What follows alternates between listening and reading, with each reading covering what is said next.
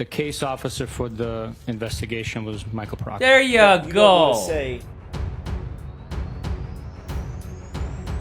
Let me just ask you this. Do you believe that Michael Proctor, his involvement in this case, taints the investigation? Yes. No. Yes. Not at all. The investigation was done with honor, integrity, and all the evidence pointed in one direction only. Honor and integrity by Michael Proctor? This case, he had a major role in this case. Would you at least agree with that? He had a role that was more significant than others. A major role would, to me, suggest that he had 51% or more.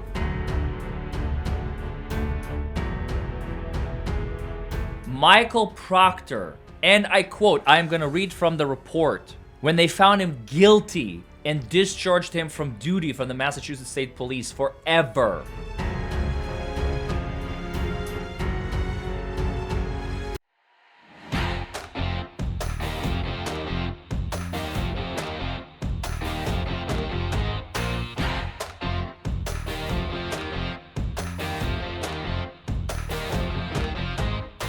Well, hello everybody, and welcome back to Buckle Up, It's the Law with attorney Larry Forman. We're going to be talking about Bukhenik one more time. We're going to revisit one of the most powerful moments of the trial when Jackson absolutely annihilated Bukhenik from here to high heaven. He is from here to Valhalla. Master GRILLS Sergeant Jackson at work. I want to show you guys. It's a fairly short clip with my commentary. This video should be no more than maybe 25-30 minutes, but it is so good how Jackson just goes for the throat, grabs Bukhenik and says, "Tell me the truth." Watch this, folks. You don't want to miss this one. Good afternoon, Sergeant Bukhenik. Good afternoon, sir.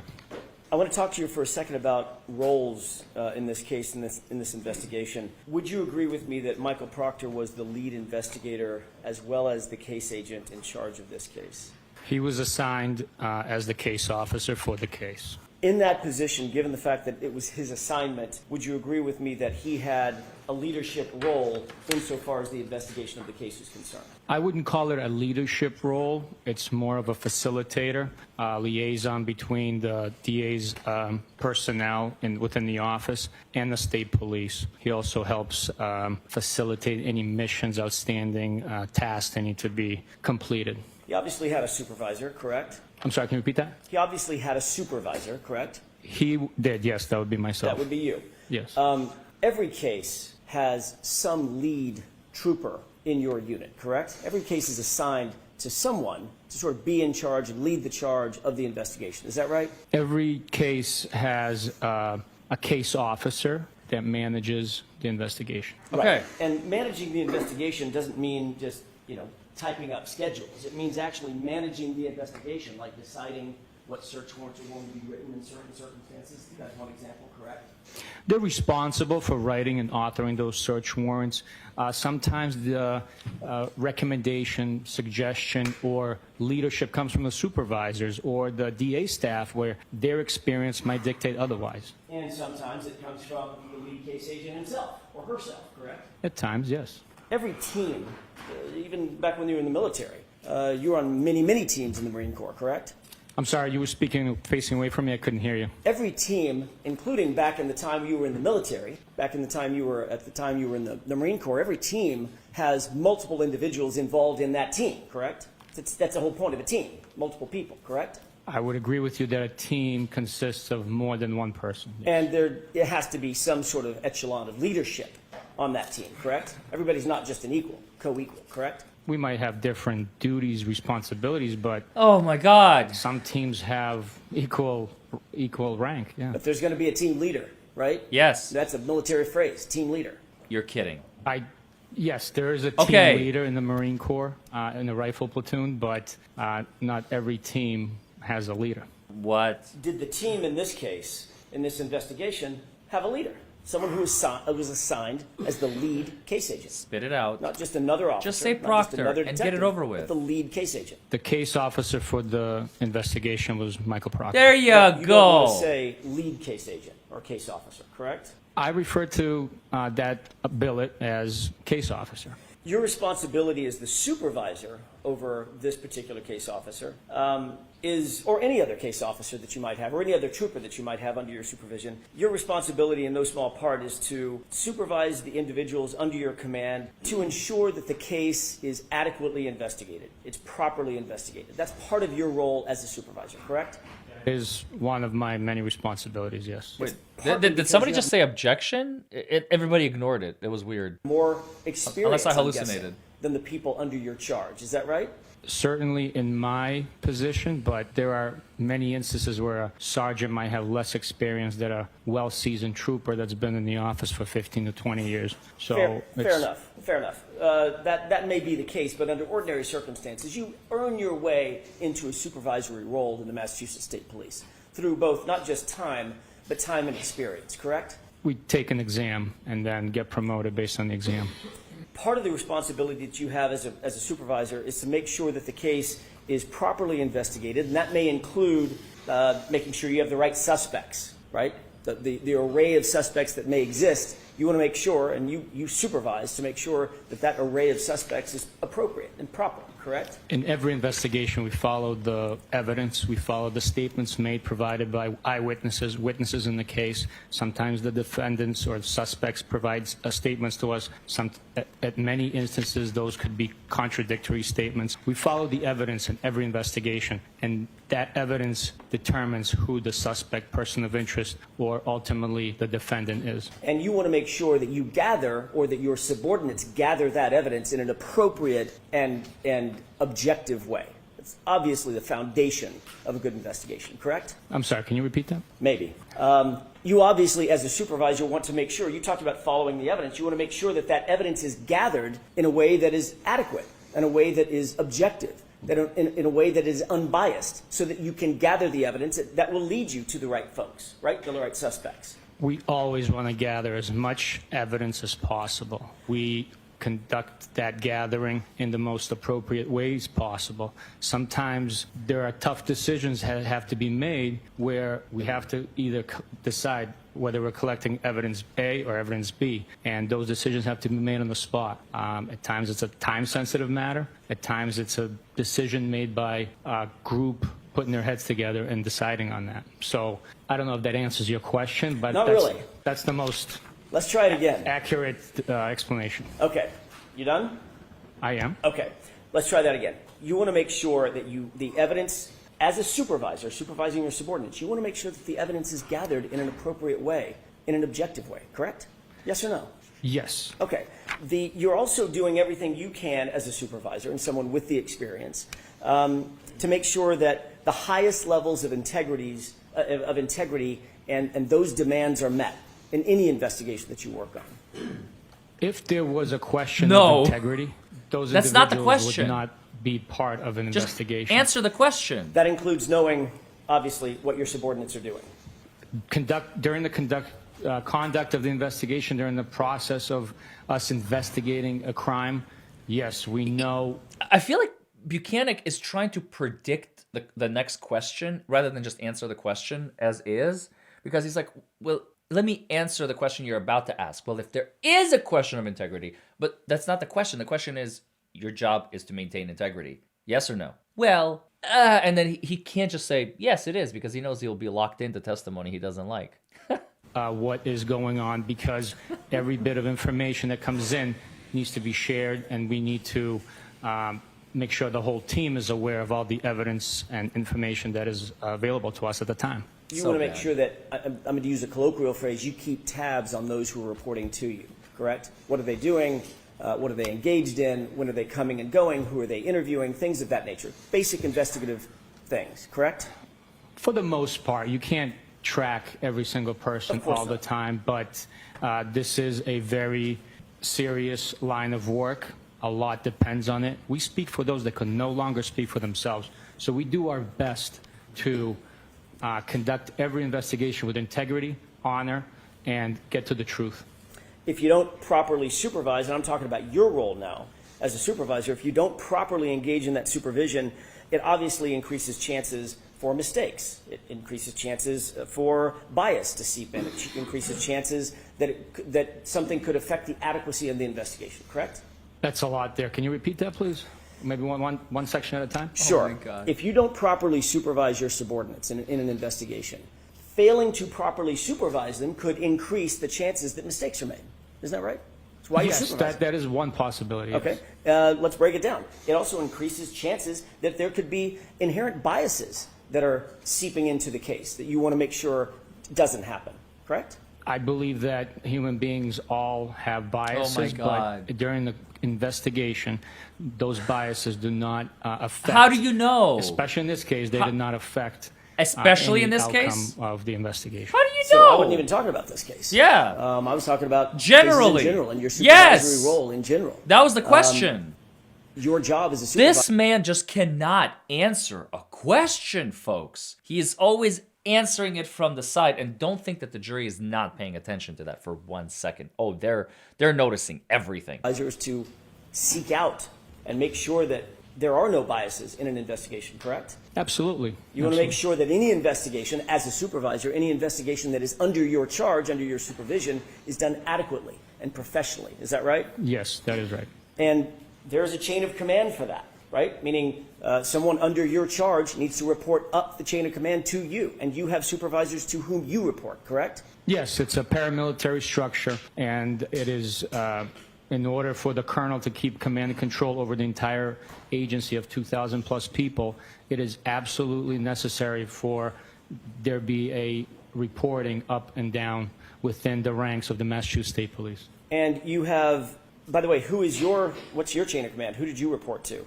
back in 2022?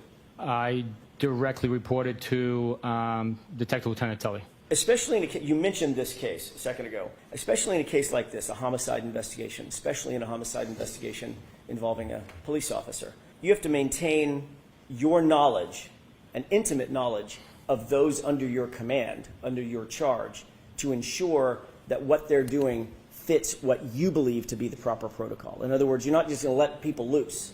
You're going to watch what they're doing and actually supervise them, correct?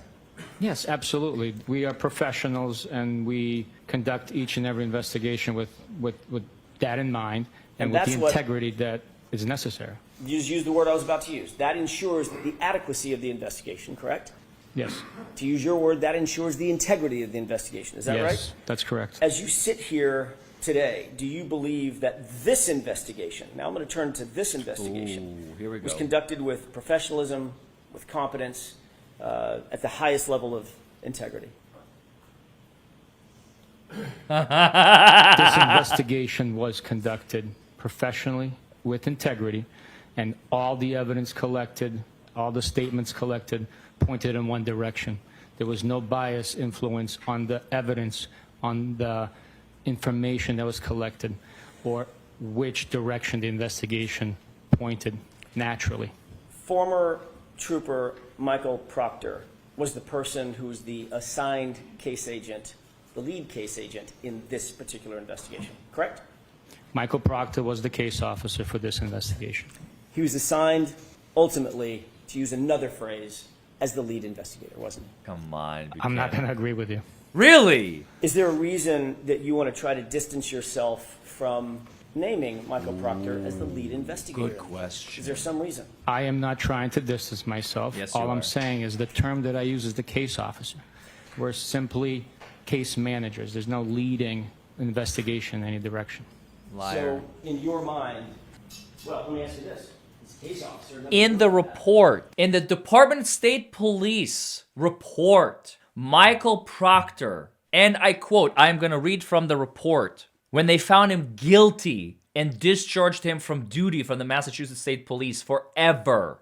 They wrote, Trooper Proctor, on various dates between January 29, 2022 and August 17, 2022, a 7-month period, did fail to conform to the work standards established for the member's rank, title, or position, and or did fail to take appropriate action on the occasion of a crime, disorder, or other condition deserving state police attention. This occurred when Trooper Proctor, while assigned as the lead investigator in a homicide investigation, sent derogatory, defamatory, disparaging, and or otherwise inappropriate text messages about a suspect Karen Reed, in that investigation to other individuals, Bukhenik and others. This action is a direct violation of Article 5.8.2, and this is a Class A violation which merited not suspension, not leave, paid or unpaid, but disbarred from the Massachusetts State Police. You know, it's the wrong word, but it just sounds so good. Fired is another way. Discharged from duties forever is another great phrase. He can't agree with his own governing agency? What is that? How is that? Be an investigator, right? He's a detective, an investigator, right? He is a detective, yes. And he was the one who was assigned by the Massachusetts State Police because of his on-call status that night, or that morning, January 29, 2022. He was assigned to the case, correct? Michael, Yes or no? Assigned to the case. That's all I'm asking. well, you said a lot before that, No, so I said he was assigned to the case. What I said before that was January 29, 2022. He was assigned by the Massachusetts State Police as the case officer for this case, right? no. No. Who was? What? He was assigned to be on call a month prior. Just because he was on call, he was assigned the case as a result. He was not assigned the case right there and then, because his assignment began much earlier in the day. All right. Sergeant, we can do this all day, I suppose. He was on call. He on was. January 29, correct? He was. Because he was on call, any case that happened to come in would be assigned to whom? To the on-call trooper that's Who on the schedule. was? It was whom? Michael It Proctor. was Michael Proctor. There you go. What's a good boy? Let me just ask you this. Do you believe that Michael Proctor, his involvement in this case, taints the investigation? Yes. Tainted the investigation? No. Yes. Not at all. The investigation was done with honor, integrity, and all the evidence pointed in one direction only. Honor and integrity by Michael Proctor? Was that a question? I'm sorry. Sure is. Everything I say is a question. Honor and integrity by Michael Proctor, Sergeant? He's processing. He's trying to come up with an Sustained answer. comment. Go ahead and ask it again, Mrs. I'll ask you again. You said honor and integrity. Honor and integrity by Michael Proctor? Objection. I'll allow it. The investigation was conducted with honor and integrity, and all the evidence pointed in one direction and one direction only. So, Sergeant... It's like a broken radio. You don't want to answer my question, correct? I will answer your question, absolutely. Do you think this case was handled with honor and integrity by Michael Proctor, Sergeant? The investigation was handled with integrity by Michael Proctor. Oh, okay. Wow. Really? You do know that he touched or had input in nearly every part of this case, obviously, as the case officer, correct? He managed the case. So he had some input or had some connection to nearly every part of the case, be it the physical evidence, the search warrants, the interviews, things of that nature. He was one of the involved Oh, my with God. collecting evidence, conducting interviews. Somebody please and, shoot me. Signing affidavits for the search warrants. He didn't take a minor role.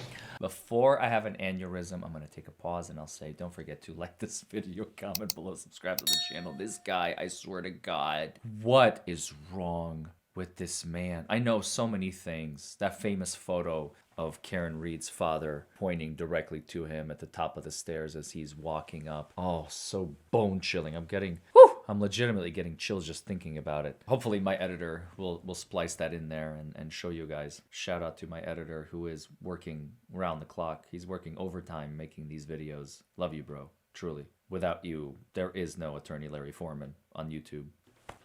This guy is so unbelievable. It's the only word I have. He is not a good person. He's just not a good person. He's a bad man. That is a low compliment. Or not compliment. I guess it's a low remark. You know, we used to value things. Now we have curse words and we throw around. Back in the day, if you said about somebody 100 years ago, they are not a good person, everybody knew what that meant. There was no need to go further, especially if you meant it sincerely. If somebody's just trying to throw shade, hey, it's not a good person. Okay, yeah, I got you. Go over there. I'm not interested, Husky. But if somebody's like, hey, listen, I just need to tell you something. Watch out for that guy. He is not a good person. You would listen. You'd go, oh, I better watch out. That's not a good person. This is not a good person. case. He had a major role in this case. Would you at least agree with that? He had a role that was more significant than others. A major role would, to me, suggest that he had 51% or more. And with a team of the size that we had working on this case, he did not have a major role. So you believe, as you sit here today, your testimony is Michael Proctor did not have a major role in this investigation of Commonwealth versus Karen Reed because he didn't have 51% of something? That's your testimony? That's the way I understand it, yes. Okay. I am in physical pain, and the jury hears and reads all of that, folks. Don't be misled. Don't be mistaken. We may come back to Bukhenik at some point, but I think we're done with him. We'll move on to Higgins, crime lab person, and I think the autopsy person. Those are the next two on my list. And then whatever other witnesses were done on May 20th and 21st. Because I'm recording this in the morning, I still don't know some of the witnesses, obviously, that are going to testify today, Wednesday, May 21st. So we'll be on the lookout for that. And I have to catch up from yesterday's witnesses, Tuesday, May 20th, 2025. For those of you watching in the future, none of this makes sense because this has already happened before. And you're like, what do you mean you don't know? I know. Well, for you, maybe it happened a year or 2 or 3 ago. So, or 10 or 50, who knows? When this video is going to, continue making its rounds. So anyway, I wanted to thank you all for joining. I want to thank you all for watching. Thank you for liking this video, commenting below, subscribing. And if you need a lawyer, 1-844-77-4-HURT, 1-844-77-4-HURT. Trial lawyers are standing by to get you the most money for your injuries. So if you have been injured in the past year, absolutely give us a call, and hopefully we can get you some money from the government or from the insurance company. 1-844-77-4-HURT. Bye, everybody.